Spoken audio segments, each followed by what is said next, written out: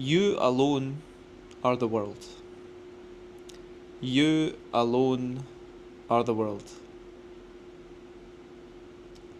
Now, what does that mean? This is an idea that I've been coming to slowly but surely. It's a big idea, and it's this idea of I alone am the world. The world is me, and the world exists only because I exist. For if I died, then the world would cease to exist. Now, you could say, well, everyone's died all the time, and, it's like the world's been here for hundreds of thousands of years, and blah, blah, blah, blah. But the truth is that I wasn't aware. I wasn't here for any of that stuff. Therefore, the only thing that I know is that I am aware, and everything that happens in life to me through this prism of awareness, through this person called Jack, happens to me. Everything, the only reason the world exists for me, which is the only truth that there is that there is something happening, and it's only ever happened for me when I've been here. So your awareness is the thing which creates the world for you. And I don't want to get into this distinction of like, well, if you weren't here, then the world would still go on. We actually don't know that. We actually don't know that. All we know to be true is that at some point we became aware. Definitely wasn't when we were born. Maybe when you were like 9, you became aware. And ever since then, within your awareness, the world has existed. Your world, the world, has existed in your awareness. People, friends, family, gurus, YouTube personalities, bosses, mentors, these people filter into your awareness and they filter out of your awareness. But they come into your world. Only with your awareness do you make these things real. Because, there could be aliens 5 billion light years away, but you're not aware of them, so they're not real.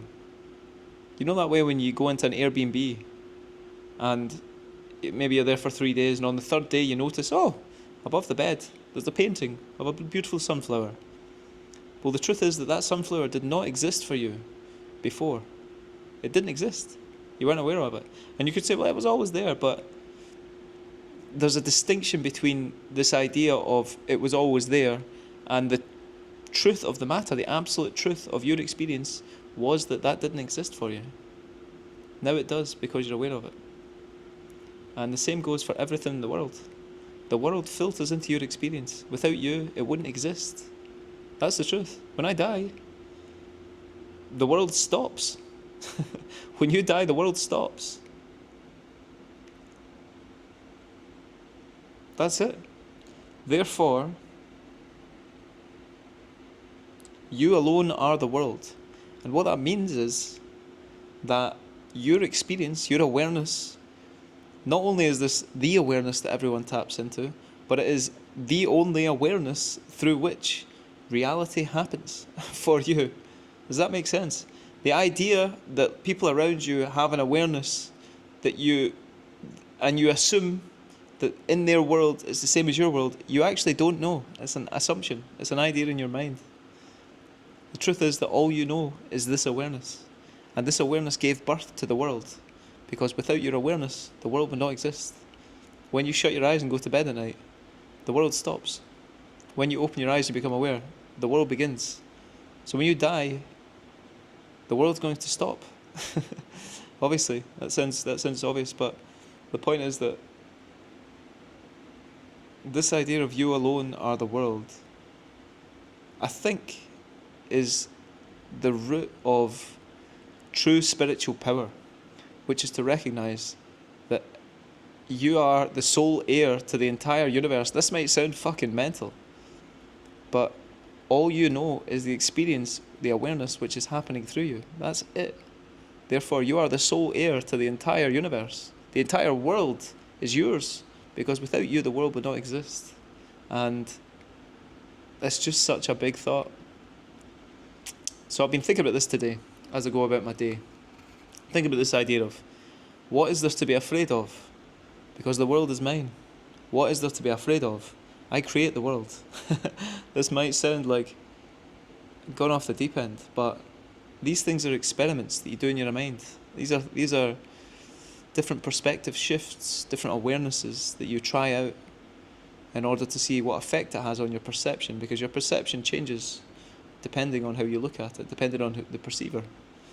And I really think that this is a huge one, is the recognition that everything is happening to and through you, and without you nothing would be happening. Therefore, the world is your oyster.